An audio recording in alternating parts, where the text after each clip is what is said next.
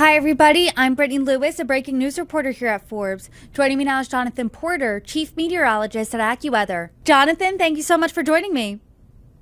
Good to be with you today.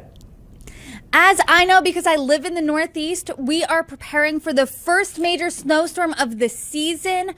What can you tell us? What can we expect, and when can we expect it? Well, this is going to be a big storm, especially across the interior, and it's particularly noteworthy because in some parts of the Northeast, it's the most significant snowstorm in 2 years. So people have been extra aware of this and extra preparing. It will take a little bit of time for people to get used to driving again in snow and doing with snow removal and those sorts of things. That's always the case the first storm of the season, but it's amplified this time around because it has been so long in some places since we've had some significant snow. So as far as the details of the snow, we still think the epicenter of the storm is across the corridor from southern New England into northeastern Pennsylvania, where amounts can range from 6 to 12 inches, especially in the higher elevations. And in those areas, we're concerned because that snow is going to come down very quickly. In fact, at a rate of more than 1 inch per hour. That's difficult for some of even the most experienced road crews to deal with. Now, further south along the I-95 corridor, the picture is more complex. We've got an epic battle between cold air to the north and relatively mild air that is coming in from the Atlantic Ocean.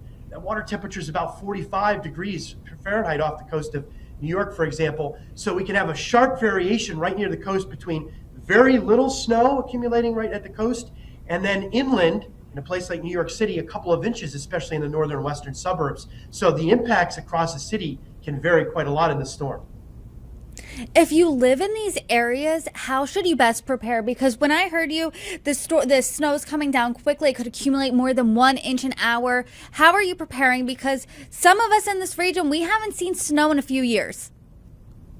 Right. I think there's a couple aspects of it. First of all, as it relates to travel across the eastern part of the country on Friday, it's the calm before the storm. So if you have flexibility in your travel plans and you can get ahead of the storm, that's always the recommendation if you're traveling by road or by air. In this kind of a situation, sometimes the airlines will be a little bit more flexible with you in terms of maybe pushing your flight ahead in terms of getting a seat on another flight or whatnot. So if there's flexibility, that's always a good idea. Otherwise, we're recommending that people be where they need to be during the height of the storm, and not a great situation to be out traveling, especially again in the interior areas. Otherwise, it's an opportunity. People and businesses are having to prepare in some areas for this storm in a way that they haven't in a couple of years. So again, the typical snow removal aspects and the issues around liability and ensuring safety.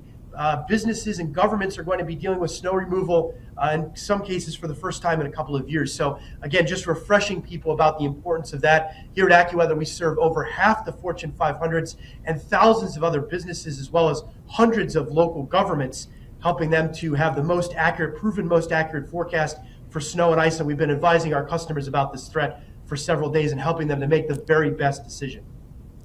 I'm definitely planning on hitting the grocery store after I leave work today and then hunkering down for the rest of the weekend. But I do not want to move south just a bit. Winter storm warnings were active in parts of North Carolina, Virginia, Maryland, and West Virginia. So if you live in these areas, what should you be bracing for? Well, there's a couple of different aspects further south, especially in the southern Appalachians, as you mentioned. First, we're going to be dealing with snow in the higher elevations, and that snow is going to accumulate 6 to 12 inches of snow, especially in the higher ground of Maryland, south central Pennsylvania, down into portions of West Virginia. But further south into the Carolinas, in the higher elevations, the issue there is going to be ice. And it doesn't look like it's going to be an epic ice storm there, the kind of ice storm that can produce a lot of power outages, but it does look like there could be some power outages, and certainly any ice that occurs really creates a coating on the roads and can be a real hazard for travel in those areas. So as you move further south, the issue with this one is a little bit more ice in the higher elevations than it is snow. Is this looking like, as of now, this storm to be wrapped up by Sunday? Will the commute Monday morning to work be a breeze, or should people be cautious then? All right, well, the issues are going to linger into Sunday, especially the further north and east you go. So the snow will still be coming down to beat the band across parts of eastern Massachusetts for much of the day on Sunday before it winds down, for example, on Sunday night in a place like Boston, where we're expecting 4 to 8 inches of snow in Boston with higher amounts just to the west of Interstate 495 to the Worcester Hills. So the snow issues will continue there during the day on Sunday, but elsewhere from New York City and points south and westward, we're expecting that the storm will have tapered off by then. And we think that by Monday morning, most places will have had an opportunity to do the appropriate snow removal and cleanup, although some issues could linger, especially across parts of eastern New England. But elsewhere, things will start to get back to normal by the time Monday morning comes along. You touched on this earlier, but the Northeast has really seen some recent mild winters, and I want to read a stat for our viewers. Major cities in the Northeast have seen close to or over 700 days without more than an inch of snow in a single day. This could change. This probably is changing this weekend. So is this storm that we're talking about now the last storm of the season or the first one that the region can see? I know it's the first one, but should we expect more?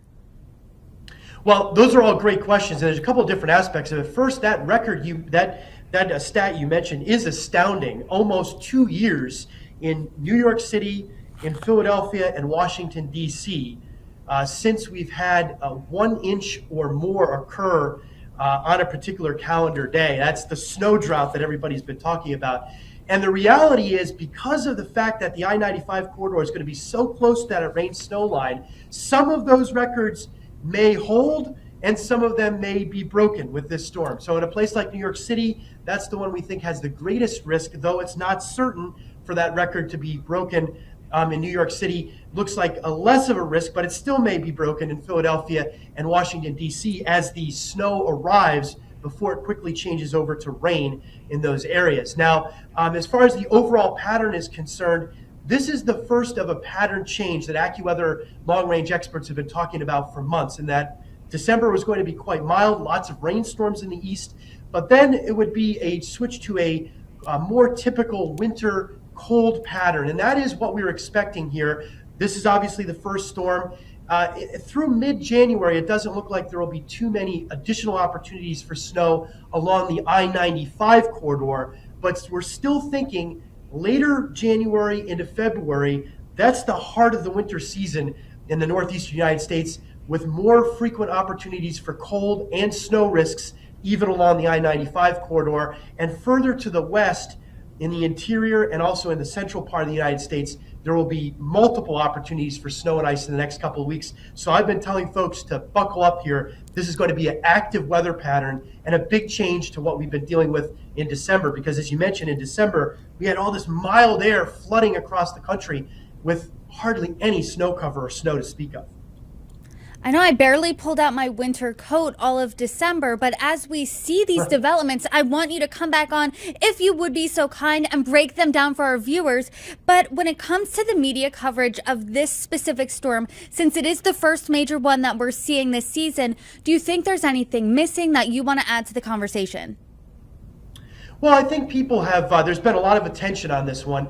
As I said on the AccuWeather Television Network Live this morning in reflecting about this storm, it is not the biggest snowstorm that we've seen in the Northeast. I'm from New England originally, northeastern Connecticut. We're used to dealing with big snowstorms in New England. This isn't the biggest storm that we've had, certainly by far.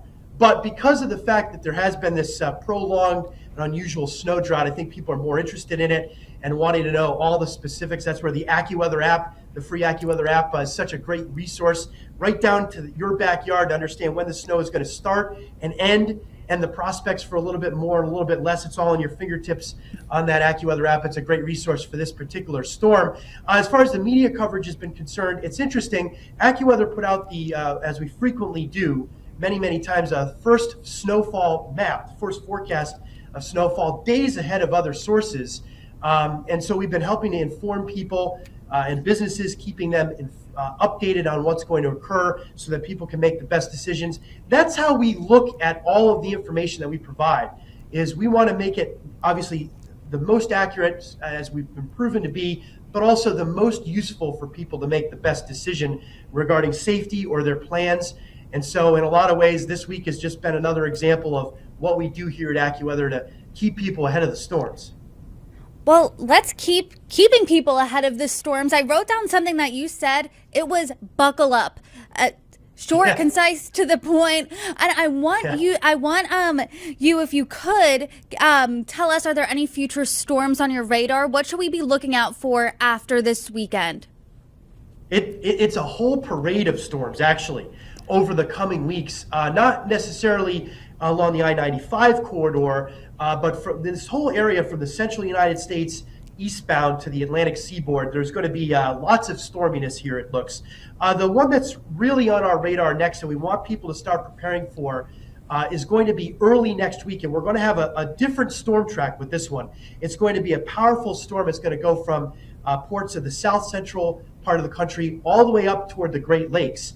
And what that is going to mean is because it's a whole different storm track, the heavy snow and the risk for a blizzard will exist across parts of the central United States. So that whole corridor from Nebraska, Kansas, and Oklahoma through Missouri, northeastbound into parts of Illinois and near Chicago can be dealing with heavy snow and near blizzard conditions as we head from later Monday into Tuesday and Wednesday. Now, the other aspect of this is that there's going to be a concern along the Gulf Coast states as moisture from the Gulf of Mexico is drawn to the north for severe thunderstorms and tornadoes, first along the Gulf Coast states and then into the southeast here, including a place like Atlanta, over toward Charleston as we head toward midweek next week. And it may start as, this next storm may start as a bit of snow and ice in the interior northeast, but then it's going to go over to rain, heavy rain, gusty winds, and we're very concerned about flooding issues in the eastern part of the United States because of the snow that will fall from this storm melting in the interior. On top of that, heavy rainfall of 2 to 3 inches in some spots. So there's a big flash flooding concern here in the middle of the next week that we don't want people to be so preoccupied with this storm, understandably, that they miss that next threat because it's going to be a whole different situation. Heavy rain, gusty winds, maybe some power outages, and flooding rainfall, a major issue across the big cities as we head into middle part of next week. And then again, as mentioned, beyond that, more storms on the horizon, so a very active time period. Very active time period. Viewers, buckle up. Jonathan Porter, thank you so much for joining me. I appreciate your insights. You're welcome back anytime. Good to be with you. Have a great day.